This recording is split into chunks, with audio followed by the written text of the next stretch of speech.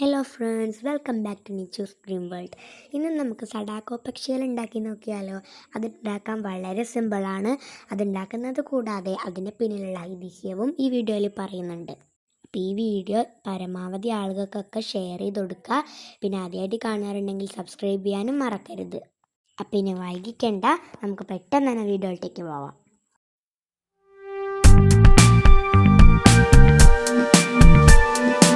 Sadako പക്ഷികൾ ഉണ്ടാക്കാൻ വേണ്ടിയിട്ട് ഞാനിവിടെ A4 ഷീറ്റാണ് എടുത്തിരിക്കുന്നത്.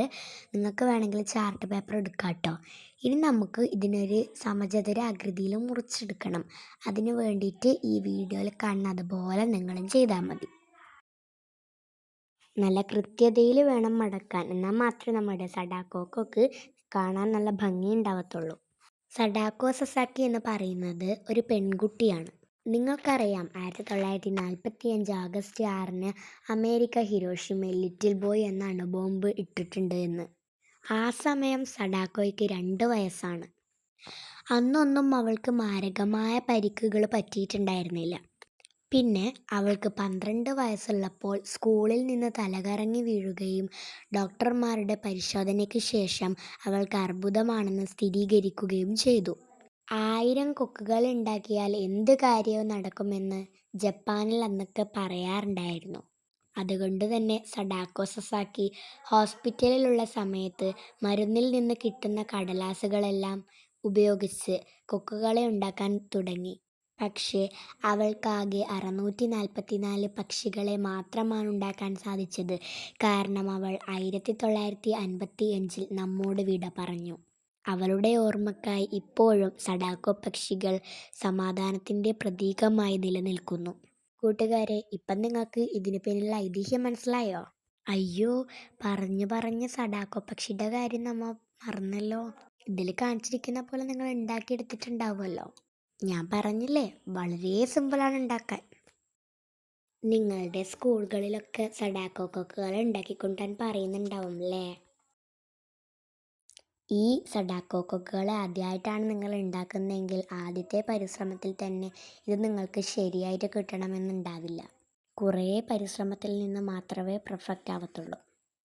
Practice makes a man perfect എന്ന വരി ഈ വീഡിയോ കാണുന്നവരുടെ മനസ്സിലൂടെ ഇങ്ങ് ഓടിപ്പോകുന്നുണ്ടാവും അല്ലേ? നമ്മളുടെ ചാനലിൽ എങ്ങനത്തെയൊക്കെ വീഡിയോസ് ഇടണമെന്ന് നിങ്ങൾക്ക് താഴെ കമൻറ്റ് ബോക്സിൽ സജസ്റ്റ് ചെയ്യാം കേട്ടോ. അത് നമ്മൾക്ക് പറ്റുകയാണെങ്കിൽ നമ്മൾ എന്തായാലും ചെയ്യുന്നതായിരിക്കും. ഞങ്ങളുടെ ചാനലിൽ ഇപ്പോൾ 127 സബ്സ്ക്രൈബേഴ്സ് മാത്രമേ ഉള്ളൂ. ഇനി നിങ്ങളുടെ സഹായത്തോടെ നമുക്കത് 200 ആക്കണം, വേണ്ടേ? ഇനി അടുത്ത ഭാഗം എങ്ങനെയാണ് ചെയ്യേണ്ടത് എന്ന് വെച്ചിട്ടുണ്ടെങ്കിൽ, നമ്മൾ കുറേ മടക്കിയിട്ടുണ്ടല്ലോ, ആ മടക്കിയ വരകളുടെ പിറകിലായിട്ട് ഒന്ന് പുഷ് ചെയ്ത് കൊടുക്കണം കൈയുടെ വിരലുകൾ ഉപയോഗിച്ചിട്ട്. അപ്പോൾ ഒന്ന് കുറേ സ്ക്വയേഴ്സ് കാണുന്നുണ്ടല്ലോ A4 ഷീറ്റിൽ, അങ്ങനെ അതിൻ്റെ ഓപ്പോസിറ്റ് സൈഡും അതുപോലെ പുഷ് ചെയ്ത് കൊടുക്കുക. ഇതിൽ കാണുന്ന പോലെ തന്നെ ചെയ്യുക. ഇത് കാണുമ്പോൾ കുറച്ച് ടഫായിരിക്കും, പക്ഷെ ചെയ്ത് നോക്കുമ്പോൾ വളരെ സിമ്പിളാണ്. ഞാനിതൊരു വീഡിയോ കണ്ടിട്ടാണ് പഠിച്ചത്. ഫസ്റ്റ് എനിക്ക് കാണുമ്പോൾ നല്ല ടഫായിട്ട് തോന്നി. പിന്നെ ഞാൻ A4 ഷീറ്റ് എടുത്തിട്ട് ചെയ്ത് നോക്കിയപ്പോഴാണ് വളരെ സിമ്പിളാണെന്ന് എനിക്ക് മനസ്സിലായത്. ഈ വീഡിയോയിൽ കാണുന്ന പോലെ ആ വര ഉള്ളിലോട്ടേക്ക് ആക്കിയിട്ട് ചെയ്ത് കൊടുക്കുക. എന്നിട്ട് അത് മുന്നോട്ടേക്ക് പുഷ് ചെയ്തിട്ട് ഈ ഒരു രീതിയിൽ കിട്ടും. ഒരു സമചതുരം, ചെറിയൊരു സമചതുരം എന്നൊരു അളവിൽ കിട്ടും. ഇനി അതിന് ചുറ്റുമുള്ള എല്ലാ ഭാഗവും അവരവരുടെ സ്ഥാനത്ത് ഒതുങ്ങി നിൽക്കാൻ വേണ്ടിയിട്ട് ഒന്ന് പ്രസ് ചെയ്ത് കൊടുക്കുന്നുണ്ട് കേട്ടോ. കാണുമ്പോൾ ചപ്പാത്തി വരുത്തുന്നാൽ തോന്നും, പക്ഷെ ചപ്പാത്തി ഒന്നല്ല കേട്ടോ. ഈ സമചതുരം ഒരു സൈഡ് ഓപ്പൺ ആയിട്ട് വരുന്നതും മറ്റേ സൈഡ് ഒന്ന് അടഞ്ഞിട്ട് വരുന്നതുമാണ്. അടുത്ത പണി വളരെ സിമ്പിളാണ്. നമ്മൾ എയറോപ്ലെയിനൊക്കെ ഉണ്ടാക്കുമ്പോൾ മടക്കുന്നത് പോലെ ഒന്ന് മടക്കി കൊടുക്കാൻ മാത്രം മതി. എയറോപ്ലെയിൻ ആക്കുന്നത് പോലെ എന്ന് വെച്ചിട്ടുണ്ടെങ്കിൽ അതിൻ്റെ മടക്കുന്ന ആ ഒരു പോർഷനില്ലേ, അതുപോലെയാണ് മടക്കി കൊടുക്കേണ്ടത്. ഈ സമചതുരത്തിൻ്റെ നടുവിലായിട്ടൊരു വരയുടെ അടയാളം കാണുന്നുണ്ടല്ലോ, അതിനപ്പുറം നമ്മൾ മടക്കുന്നത് പോവരുത്. ഇനി എന്താണ് ചെയ്യേണ്ടത് വെച്ചിട്ടുണ്ടെങ്കിൽ, നമ്മൾ മടക്കിയിട്ടുള്ളതുപോലെ മടക്കിയതിൻ്റെ ബാക്ക് സൈഡ് ഒന്ന് മടക്കി കൊടുക്കുക.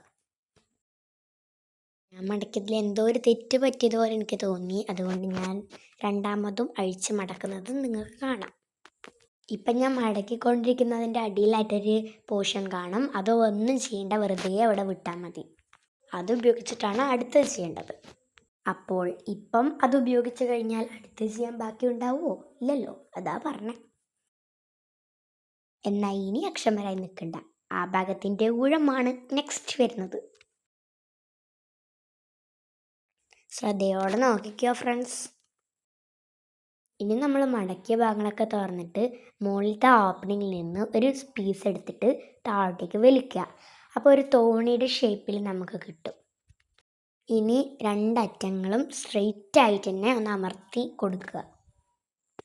അങ്ങനെ അമർത്തി കൊടുത്തു കഴിഞ്ഞാൽ ഈ ഒരു രൂപമാണ് നമുക്ക് കിട്ടുന്നത്. എന്നിട്ട് അതിൻ്റെ മൂലകളൊക്കെ ഒന്ന് അമർത്തി കൊടുക്കുക. അപ്പോൾ നമുക്ക് നല്ല ഇത് കിട്ടും. ഇനി ഈ ആശാനൊന്ന് തിരിച്ച് വെച്ചിട്ട് നമ്മൾ നേരത്തെ ചെയ്തതുപോലെ ചെയ്ത് കൊടുക്കുക. അതായത് ആ ഒരു സൈഡ് മുകളിലുള്ള ഒരു സൈഡ് നമ്മൾ നേരത്തെ എടുത്തു. ഇനി രണ്ടാമത്തെ സൈഡ് ബാക്ക് സൈഡിലേക്ക് ഒന്ന് വലിച്ചെടുക്കുമ്പോൾ ശ്രദ്ധിക്കണം, ബാക്കിയുള്ള ഭാഗങ്ങൾ കീറിപ്പോവാതിരിക്കണം. അപ്പം അതുകൊണ്ടാണ് ഞാൻ മെല്ലെ ഇതിൽ ചെയ്തത്. കാരണം മൂലകളൊക്കെ കീറിപ്പോകും. കാരണം നേരത്തെ സൈഡ് നമ്മൾ നല്ല പോലെ വെച്ചു. അപ്പോൾ ഈ സൈഡ് കീറാൻ സാധ്യതയുണ്ട്. അതുകൊണ്ട് മെല്ലെ അമർത്തി ഒക്കെ ചെയ്ത് കൊടുക്കാം. മെല്ലെ മെല്ലെ സാവധാനത്തിൽ ചെയ്താൽ മതി. അപ്പം നമുക്ക് ഇങ്ങനെ 2 വാല് കിട്ടും. ഇതിലൊന്ന് കഴുത്തും ഇതിലൊന്ന് നമ്മളുടെ സഡാക്കോക്കിൻ്റെ വാലുമാണ് കേട്ടോ. ഇനി ഇതിൽ കാണുന്ന പോലെ ഇതിൻ്റെ സൈഡുകൾ തമ്മിൽ ബാക്കിലേക്ക് വലിച്ചിട്ട് നല്ലപോലെ പ്രസ് ചെയ്ത് കൊടുക്കുക. ഈ രൂപം കാണുമ്പോൾ നിങ്ങൾക്ക് ചിരി വരുന്നുണ്ടാവുമല്ലേ? 2 കാലുകളും ഏതോ ഒരു രൂപം തലയുമായ ഏതോ ഒരു വിചിത്ര ജീവി. ഇത് കാണുമ്പോൾ എനിക്കും ചിരി വന്നു. അടുത്തൊന്ന് ശ്രദ്ധിക്കണേ, നമ്മളുടെ കാല് കുറച്ചും കൂടെ വീതി വേണം. ആ കാലിൻ്റെ അവിടെ പിടിച്ചിട്ട് ബാക്കിലേക്കൊന്ന് ഞാൻ ബെൻഡ് ചെയ്ത് കൊടുക്കുന്നുണ്ട്. അതുപോലെ എന്നിട്ട് അവിടെ നിന്ന് പ്രസ് ചെയ്ത് കൊടുക്കുക. അതുപോലെ സെക്കൻഡ് സൈഡ് ചെയ്ത് കൊടുക്കുന്നുണ്ട്. അവിടെ അമർത്തി പിടിച്ചിട്ട് ബാക്കിലേക്കൊന്ന് താഴ്ത്തി കൊടുക്കുക. ഒരുപോലെ രണ്ടും ഒരേ സൈസിലായിരിക്കണം ചെയ്ത് കൊടുക്കേണ്ടത് കേട്ടോ. അല്ലെങ്കിൽ ഒരു കാല് താഴ്ന്നിട്ടും ഒരു കാല് പൊന്തിയിട്ടുണ്ടാവും. ഇനി എന്താണ് ചെയ്യേണ്ടത് വെച്ചിട്ടുണ്ടെങ്കിൽ അടിയിൽ കാണുന്ന ഈ ഒരു പോർഷൻ മുകളിലേക്ക് മടക്കിയിട്ട് അടിയിൽ വരുന്ന ആ ഒരു ഭാഗത്ത് പ്രസ് ചെയ്ത് കൊടുക്കുക. ഇനി തിരിച്ച് വെച്ചിട്ട് ആ പോർഷൻ മടക്കി കൊടുത്തിട്ട് അതിൻ്റെ അടിയിൽ വരുന്ന അവിടെ ഒന്ന് പ്രസ് ചെയ്ത് കൊടുക്കുക.